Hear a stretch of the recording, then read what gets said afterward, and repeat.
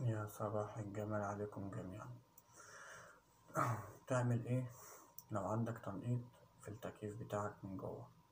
مبدئيا انت ممكن اول خطوة ممكن تبدأ بيها، وهي ان في الخرطوم بتاع التكييف، ممكن لو هو متاح انك تقدر توصله، فالخرطوم ده اخر طرف الخرطوم لو هو محطوط في قلب جردل او هو محطوط في قلب ماسورة صرف، فاللي تقدر تعمله انك انت بتجيب الخرطوم ده اخر الخرطوم، بتعمل عملية شفط. عملية شفط دي كأنك ماسك اللي هي بتاع الشيشة وبتشفط، فانت بتعمل عملية شفط علشان لو في حاجة سد الحوض بتقدر ان انت تسلك على طول. طيب خليك انك انت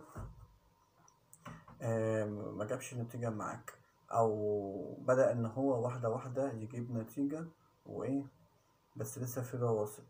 هنا انا بسخن ميه، كاتل مثلا بسخنه ميه علشان اقدر ان انا ادلق في الحوض بتاع التكييف من خلال المكان بتاع الفلتر، ادلق ميه سخنه. الميه السخنه دي بتمشط اي حاجه موجوده او اي رواسب، بتجريها في قلب الحوض فبيطلع في الصرف، فبيجيلي من ناحيه الخرطوم مطرح ما انا كنت بشفط، فبيجيلي الرواسب كلها مع الميه السخنه، فده بيخلي الخرطوم يسلك وميبقاش فيه مية بتيجي من الفانة من جوه.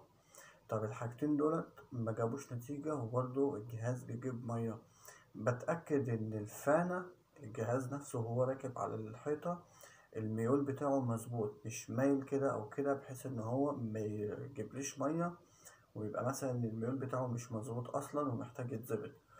الحاجة التالتة، ممكن يبقى الجهاز محتاج يتغسل، حاجة اسمها صيانة سنوي، إن هو يتفك ومليان تراب من جوه وطينة، فعايز يتفك ويتغسل بترمبة الغسيل وكده.